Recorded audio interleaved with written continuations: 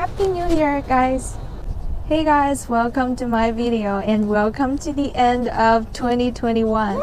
In this video, I will share what I've gained and learned as an up主in the past several months, and I will walk you around my school. Since it's winter vacation right now, I think it's a good opportunity to have a visit to my campus. Let's get started.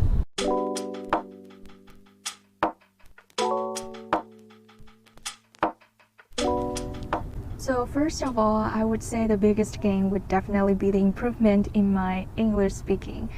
Well, it was one of my intention of making this channel because I wanted to keep a certain level of English speaking practice. I almost talked in English throughout all of my videos except for the ones that only for teaching English speaking strategies. For example, pronunciation, intonation, how to link and connect words, and so on and so forth. And I also got some feedback from other people that I did make some improvements in my speaking, which made me really happy. You know, filming a video or talking to yourself is really different from instant communication with real people. When you talk to somebody in real conversations, you lack the time to compare different expressions and find out the most appropriate ones, and you don't have time to reflect on what you have said, and probably you could do better next time. But when you talk to yourself, oh, the bell rings.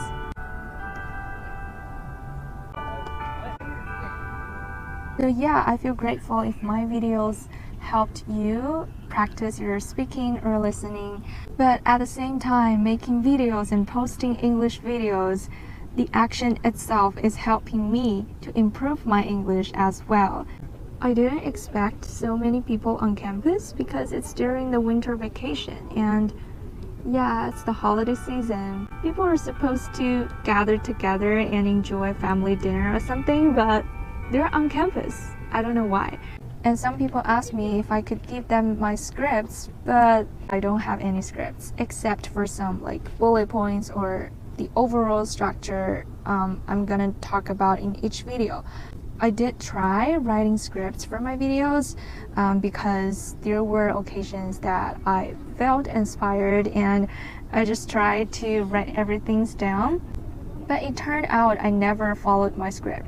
I feel like I couldn't enjoy speaking that much if I'm restricted by some prepared scripts, because I would force myself to think about something that has already been written, and I just feel like I lack the freedom to improvise or something. But speaking requires improvisation, and improvisation is fun indeed.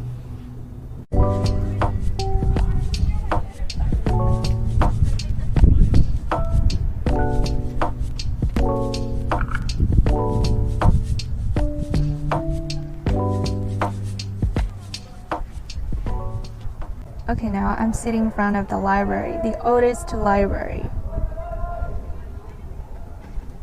And the second biggest aspect would be the following I gained. My subscribers, my followers, my audience, whoever is watching this video and watched my previous videos. You know, the feeling is unbelievable once you know your voice is heard. You know, I got this chance to share my 2 cents or my perspectives on certain issues. Although people have different opinions, some people can relate with my experience, and probably my suggestions or the information I try to convey could help somebody out potentially. That feeling is unbelievably amazing. You know, even some followers would private message me and take me as a 树洞. It will keep me updated of their life stories, of their emotions, their mental states, or anything they want to share. I really appreciate that. I mean, I really appreciate your trust. And to be honest, I read every comment, I read every private message. Although I couldn't reply to all of them, I definitely would read them. So if you feel like you can gain some mental support from me, feel free to text me. It made me feel like my existence is doing good for some people who trust me. And an interesting story is, in the beginning, when my friends started to recognize me on social media, they would take a screen capture of my main page and send that to me. Initially, I was really embarrassed whenever somebody did that. But anyways, I'm getting used to it, and yeah, that's not a big problem. So the building in front of me is really famous. Many people take graduation photos here and many visitors too. Today is a sunny day. It's typical California weather. It rained a lot recently, but finally the sun came out.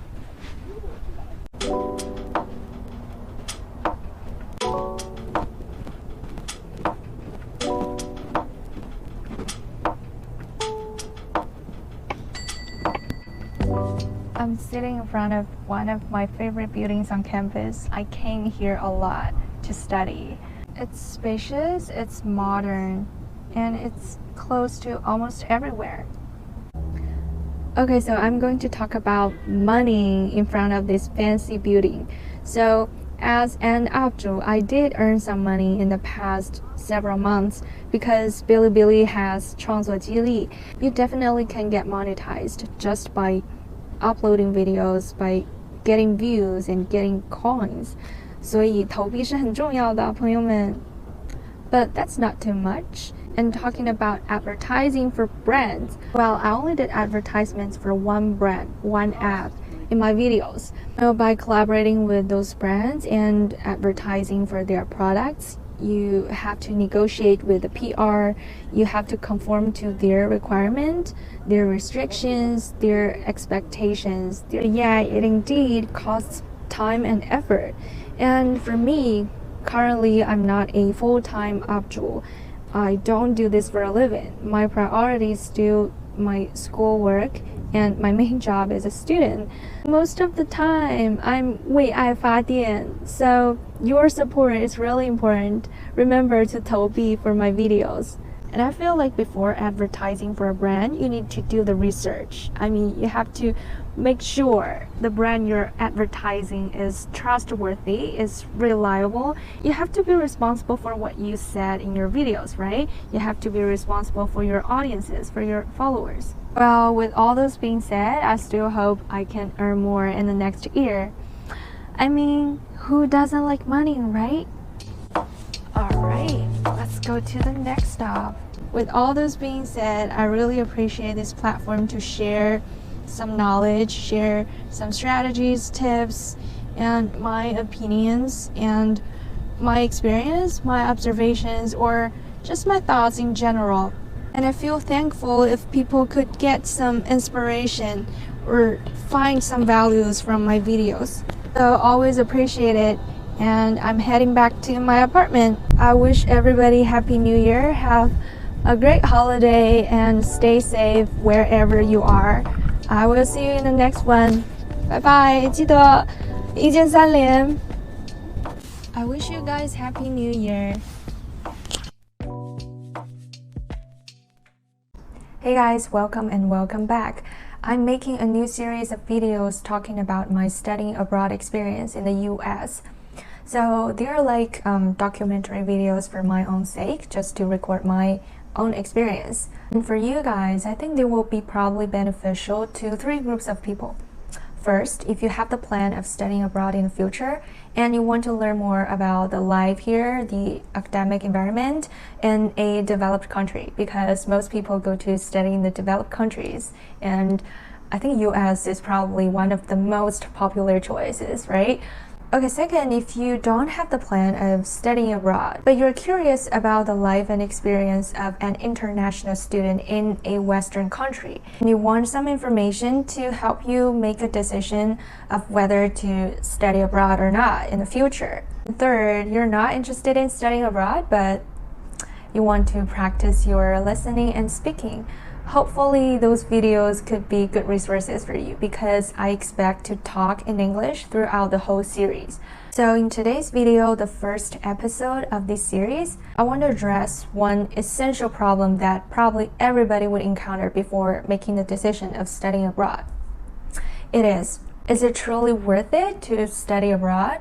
I mean, people usually go to developed countries, right? And the tuition is high here. The living expense is really high as well. So the cost and the value you get from spending that huge amount of money is the biggest concern, I would say. Okay, so to address that, we have to first talk about the academic resources here. From my experience of studying in the US, I would say American educational system indeed gives you plenty of opportunities and resources to help you improve your academic performance. For example, there are many different programs and centers on campus to help you learn better. There are undergraduate writing centers. You get help with your essay and writing. There are career centers. You can have somebody reviewing your resume, reviewing your cover letter, and figure out your career plan in general. And there are learning sessions or tutor sessions if that's easier to understand. They're just like 补习班, but they're free. I mean, not free, they're definitely covered in your tuition. And there are office hours. Well, office hours are probably not unique in American educational system, because you can reach out to your professor, to your teacher, whichever university you're studying in. I would say you can learn a lot from responsible faculties, especially TAs in terms of my perspective. So TA is teaching assistant. They teach discussions. So usually lectures are paired with discussions. It's much smaller in scale and you have the opportunity to ask a question and get your questions answered. And I would say responsible TAs are really helpful. Well, they're not like professors, they're more like your peers, but they're just more experienced and a little bit older than you, so they're more approachable. They're usually like PhD students or master's students. Yeah, you can also get some suggestions from them because they are the ones that have already gone through the process or stages you're currently experiencing. And in addition to academic resources, there are also many extracurricular programs and sessions. So for example, there are yoga sessions, meditation sessions, dance sessions. You can attend those sessions for free as long as you register. Well, I can't say they are free because they're covered in your tuition. Anyways, there are free workshops for numerous different areas. So for example, you can learn some coding skills from workshop posted by senior students or something like that. So in general, I would say the US is doing a good job of making their educational system comprehensive. They indeed have committed a lot into improving their higher education.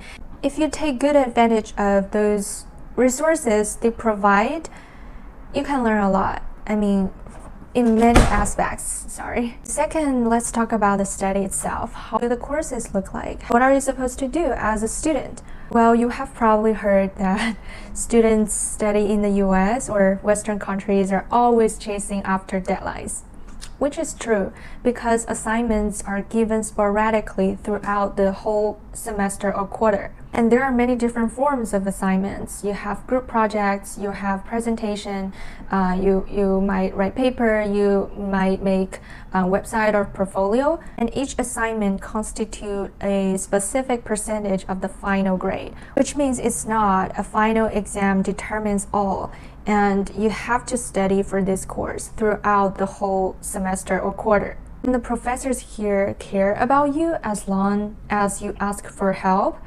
but they don't care about your grade, about your final grade. I mean, they don't care if you fail this course or not.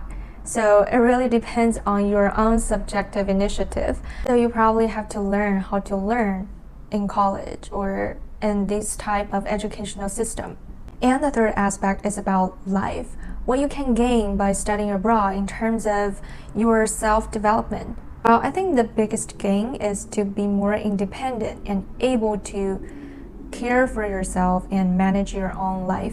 Well, this might apply to every university student whether you study abroad or not, because after turning 18, we're young adults, we're supposed to be independent, right?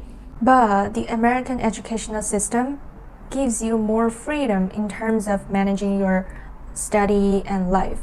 What do I mean by that? Well, as far as I know, you have 辅导员 in Chinese universities, right? But here you don't have 辅导员 and they don't have mandatory events that you have to attend, which means you are no longer supervised by other people. Moreover, living on campus or living in a dorm is not required here. And even sometimes it's hard to get in the campus residence hall. So you can live far away from campus. Many students drive to take classes, and because of the cost of commuting, a lot of students wouldn't like to come to campus unless they have classes. So the engagement is not guaranteed. And this leads to a good conclusion of this whole video. Definitely there are good and pioneering educational resources here. You definitely have the opportunity to broaden your horizon, to immerse yourself in a completely different cultural environment, and to explore your potentials with various challenges. However, everything depends on you, on your approach to these resources. I mean, you can pretend you don't even know those writing centers, career centers, or learning sessions. You can isolate yourself from this campus atmosphere and still get a diploma, especially under the COVID-19 crisis, right? But as long as you actively reach out, you could gain many surprising experiences you have never thought of. Alright, I have many other things to share in terms of the life here, the social environment, and relationships. So yeah, let me talk about them in my next episodes, and I hope you stay tuned. Remember to 一键三连 and any comments or suggestions are welcomed. 最后，如果你想了解我的语音课，或者是有任何问题，欢迎给我私信，或者是给我发邮件。好吧。